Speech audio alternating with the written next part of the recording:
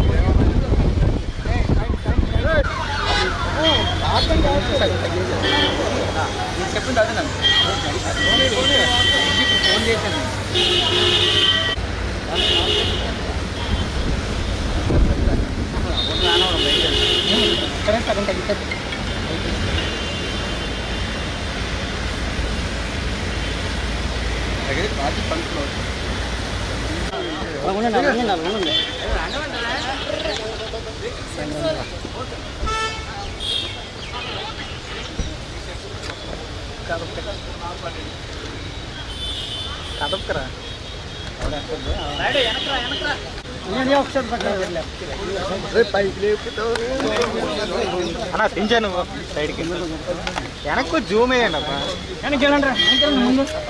Sir. Madam గారు వెనక్కి వచ్చేసి శంకరమ్మ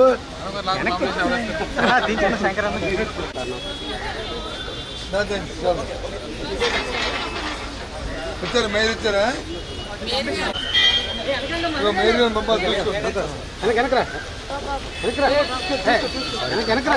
వెనకరండి.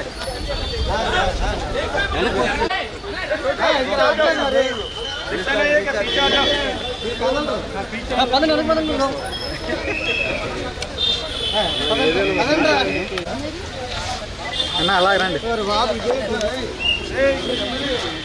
ఏ పండు ఎవరిని అడ్డుకున్నారా?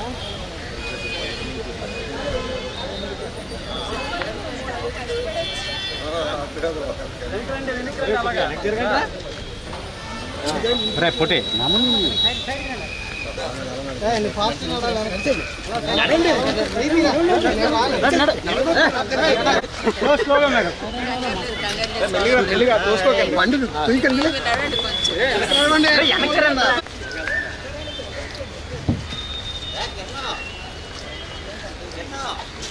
ఇక్కడ ఆగిపోయింది అందరూ.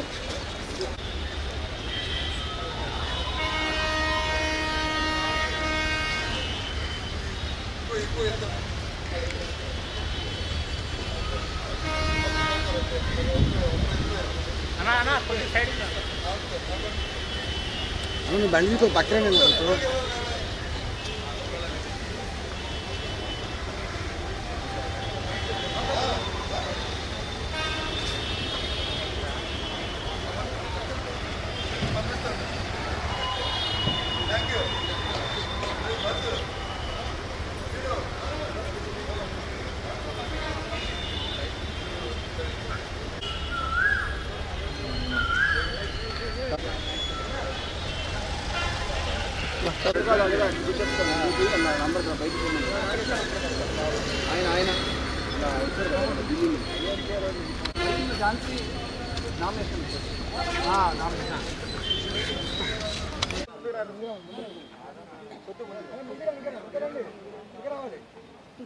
వాతావరణంలో చేయాలి అని. ఎందుకంటే విశాఖ నగరం చాలా ప్రశాంతంగా ఉండే నగరం. ఇక్కడ ప్రజలను కూడా ప్రశాంతంగా ఉండడానికి ఇష్టపడతారు కాబట్టి ప్రశాంత వాతావరణంలో నామినేషన్ చేసి గెలిచినాక ప్రజలు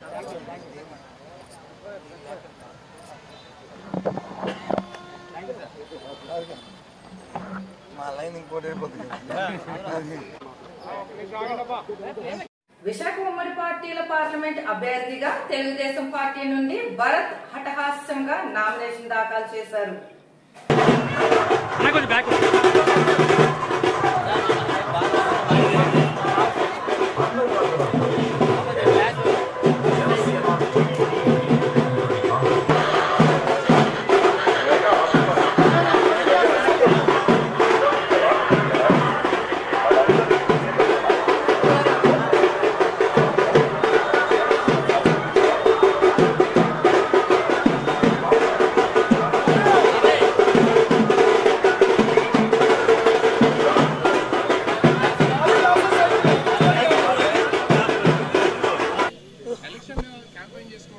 చాలా టైం దొరికింది సార్.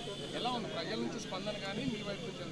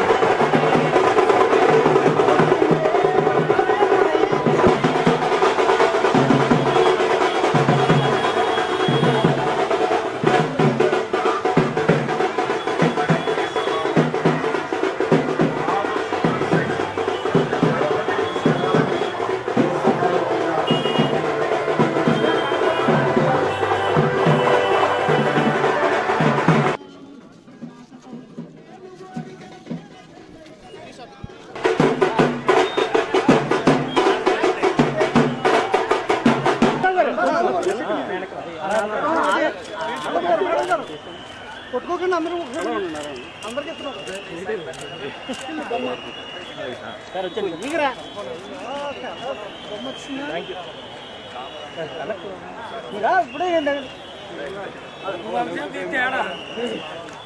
తీసుకొచ్చి ఓటింగ్ పర్సెంటేజ్ పెంచి మన బాధ కోపం ఆవేదన ఓటు అంటే వెంకయ్యనాయుడు గారు మొదటి స్పీచ్ లో మాట్లాడుతూ చెప్పారు. జై చంద్రబాబు, జై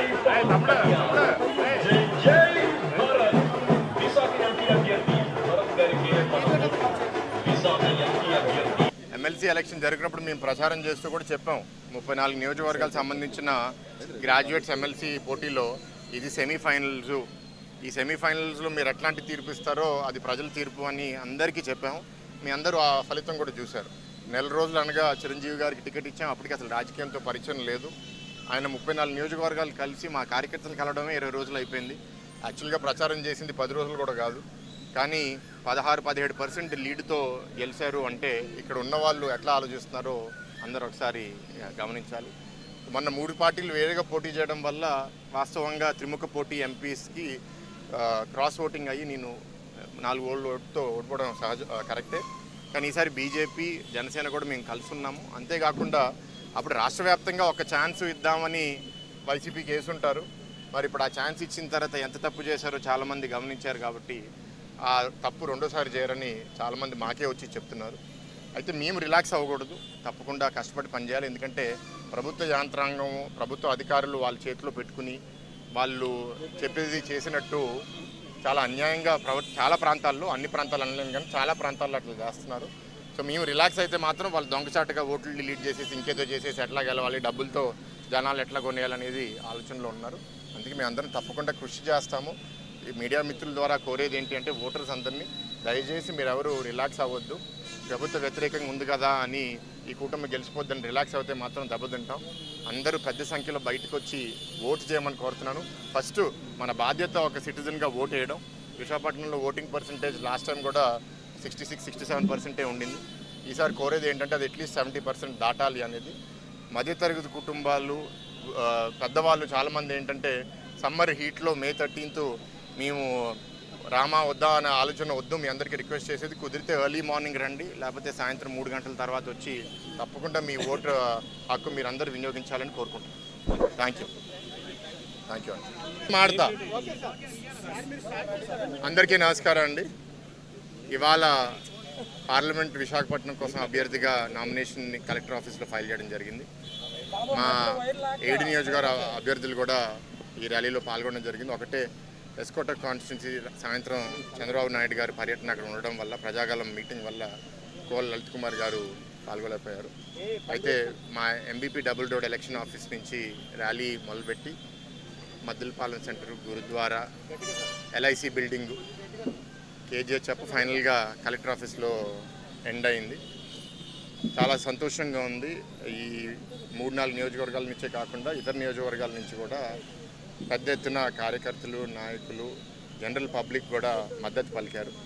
వాళ్ళ స్పందన చూసి చాలా ఆనందంగా అనిపిస్తుంది. భవిష్యత్తులో ఓట్లో కూడా ఎట్లా ఉండబోతుందో ఒక బలమైన అంచనా కూడా మా అందరికీ అనిపిస్తుంది. అయితే విష్ణుకుమార్ రాజు గారు ముందే ఇంకో ప్రోగ్రాం పెట్టుకోవడం వల్ల కొంచెం పాల్గొని వెళ్ళారు. కానీ మా మిగతా అభ్యర్థులు ఇక్కడ వంశీకృష్ణ యాదవ్ గారు, గణబాబు గారు, వెలపూడి గారు, మల్లా శ్రీనివాస్ గారు, గంటా శ్రీనివాస్ గారు అందరూ పాల్గొనడం జరిగింది. నేను 2019లో నామినేషన్ ఫైల్ చేసినప్పుడు అప్పుడు టికెట్ వచ్చి జస్ట్ 1.5 డే అయింది. హడావిడిగా వేసేసి విశాఖ దక్షిణ నియోజకవర్గం 38వ వార్డులో వైకాపా అభ్యర్థి వాప్సపల్లి గణేష్ కుమార్ కు ఘన స్వాగతం లభించింది.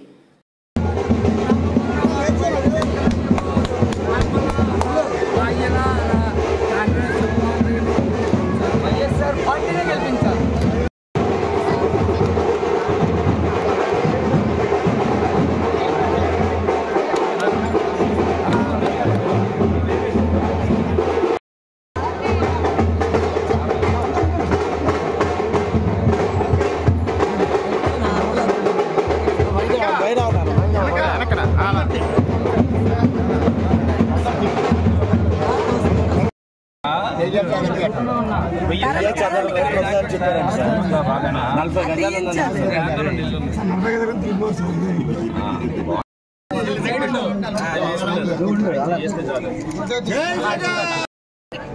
తను కూడా మత్స్యకారు లాంటి అమ్మ లేడీయే మా అక్క. ఎందుకంటే చెప్తాను, మేము స్వతహాగా మత్స్యకార కుటుంబంలో పడితే తను బోట్స్ ఓనర్ అన్నమాట. సో కష్టాలు తెలుసు. వారి వద్ద కూడా వెళ్ళి నామినేషన్ భారీగా వేస్తాము. ఝాన్సీ మేడం గారికి ఎక్స్ ఎంపీ 2 సార్లు మెంబర్ ఆఫ్ పార్లమెంట్ చేశారు. 2 నుండి 1000 మంది. ఇలాగా జనాలంతా కూడా ఒక మంచి ఉద్దేశంతో జగన్మోహన్ రెడ్డి గారు మళ్ళీ ఇంకొక 20 సంవత్సరాలు ఈ రాష్ట్రానికి ముఖ్యమంత్రిగా ఉండాలి అన్న దృక్పథంతో చేస్తామన్నారు. మరీ ముఖ్యంగా మా ఝాన్సీ మేడం గారు ఈరోజు నామినేషన్ కూడా ఉంది. అంటే మొన్న మీ అందరూ తెలుసు నామినేషన్ వేసాము. ఒక కొత్త రిజర్వేషన్ వచ్చిందన్నమాట నాయకులు, కార్యకర్తలు. కొన్ని వార్డులు నిన్నైతే ఆశ్చర్యం, మా సర్వేశ్వరరెడ్డి వార్డు నుండి సుమారు 2000 మంది. ఉమ్మడి విశాఖ ఏజెన్సీ ప్రాంతంలో అందుబాటులో లేని వసతులపై గిరిజనులు ఆవేదన వర్ణాతీతం.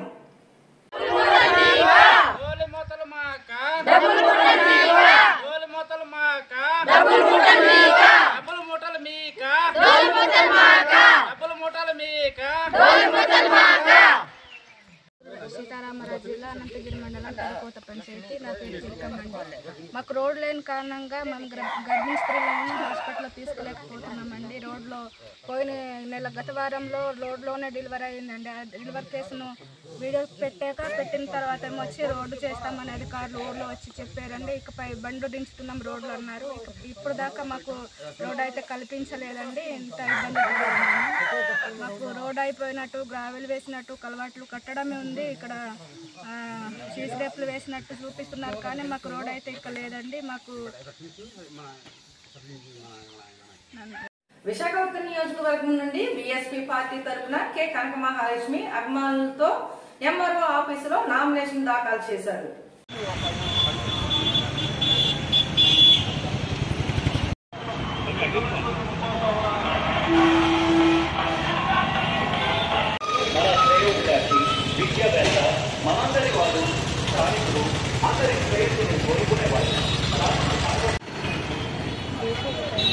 అలా కూడా సార్.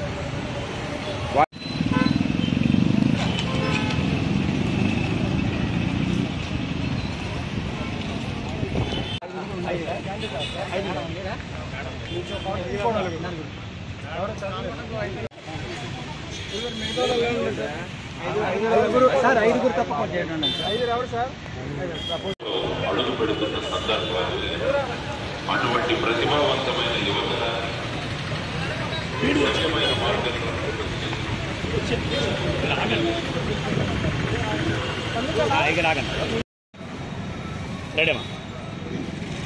ముందుగా మహనీయ స్మరించుకుంటూ అందరికీ జై భీమ్. నా పేరు పెద్దడి కనక మహాలక్ష్మి, విశాఖపట్నం జిల్లా ఉత్తర నియోజకవర్గం బహుజన సమాజ్ పార్టీ ఎమ్మెల్యే అభ్యర్థిగా నేను పోటీ చేస్తున్నాను. ముందుగా రాష్ట్ర అధ్యక్షుల గారికి, రాష్ట్ర కమిటీ వారికి, నాకు ఈ యొక్క సీట్ని ఇచ్చిన వాళ్ళందరికీ కూడా ప్రత్యేక జై భీములు. ఈరోజు ఉత్తర నియోజకవర్గం నుంచి నేను పోటీ చేస్తున్నాను. ఉత్తర నియోజక ప్రజలందరూ కూడా పేరు పేరున నా యొక్క విప్లవ ఉద్యమ జై భీములు. నేను బహుజన సమాజ్ పార్టీ నుండి ఎమ్మెల్యే అభ్యర్థిగా పోటీ ఇక్కడ చేస్తున్నాను. ఈరోజు నామినేషన్ ఎంఆర్ ఆఫీసులో దాఖలు చేస్తున్నాను.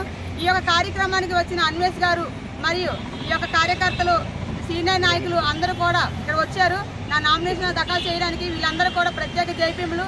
అయితే బహుజన సమాజ్ పార్టీని మనం గెలిపించుకుంటే ప్రజలందరూ కూడా అభివృద్ధి అవుతారు. రాజ్యాంగంలో పొందుపరిచిన హక్కులు ఏవైతే ఉన్నాయో అవన్నీ కూడా మనం పొందడంలో విఫలం అవుతున్నాం.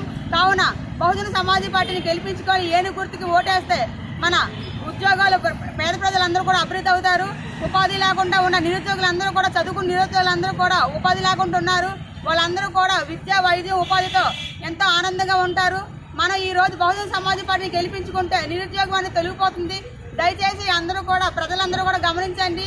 నాకు ఈ యొక్క అవకాశం ఇచ్చి నన్ను మీ అందరికీ కూడా సేవ చేసే మహాభాగ్యం కల్పిస్తారని మీ అందరినీ నేను వేడుకుంటున్నాను. ఈ అవకాశం ఇచ్చిన పెద్దలకు మరియు మీడియా మిత్రులందరూ కూడా నా యొక్క విప్లవ ఉద్యమ జై భీములు.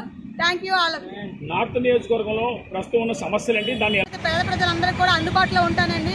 వాళ్ళందరూ కూడా చాలా సమస్యలతో సతమతం అవుతున్నారు. ఏదైనా పనులు చేయించుకోవాలంటే లంచం ఇస్తే కానీ పని అవ్వట్లేదు. ఆ లంచగొండతనాన్ని నేను నిర్మూలిస్తాను. అలాగే పేదలందరూ కూడా ఇల్లు లేకుండా చాలా మంది ఆ పేదరికంలో ఉన్నారు, అద్దెలు కట్టుకునే స్తోమతలో ఉన్నారు. వాళ్ళందరూ కూడా ఇల్లు ఇస్తాము. మా యొక్క బహుజన సమాజ్ గెలిపిస్తే మేము వాళ్ళందరికీ, నిరుద్యోగ యువతకి ఉద్యోగాన్ని మేము ఇస్తాము. స్కిల్ డెవలప్మెంట్ మేము అక్కడ అభివృద్ధి చేస్తాము. అందరికీ కూడా అందుబాటులో ఉంటామండి. ప్రజా సమస్యల మీద మేము పోరాడతాము. అలాగే ప్రతి వార్డులో కూడా మేము నియోజకవర్గంలోని నియోజకవర్గం అంతా కూడా ఎన్ని వార్డులోనే అన్ని వార్డుల్లో కూడా వార్డు కార్యాలయం మేము పెడతాము. ఆ వార్డు కార్యాలయంలో ప్రతి వారం కూడా ప్రజా సమస్యల మీద మేము పరిష్కరిస్తాము. దయచేసి మీరు అందరూ కూడా గమనించండి. పడతాను సార్, ఎందుకంటే అంబేద్కర్ సిద్ధాంతాలతో మేము వెళ్తున్నాం. ప్రజలందరూ కూడా విసిగిపోయి ఉన్నారు.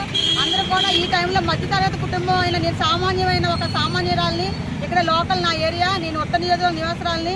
కాబట్టి నేను నా ప్రజల తరఫున పోరాటానికి, ప్రజా సమస్యల మీద పోరాటానికి, ప్రజా గొంతు గలమై నేను ప్రజా సమస్యల మీద అసెంబ్లీలో పోరాడతాను. వాళ్ళ సమస్యల మీద చర్చించి వాళ్ళ అభివృద్ధి చేస్తాను. దళిత బహుజన పార్టీ తరఫున విశాఖ పార్లమెంట్ అభ్యర్థిగా ఎన్నికల బరిలోకి దిగుతున్న బాన్న రమేష్ BTV 7 తో తన మనోభావాలను పంచుకున్నారు.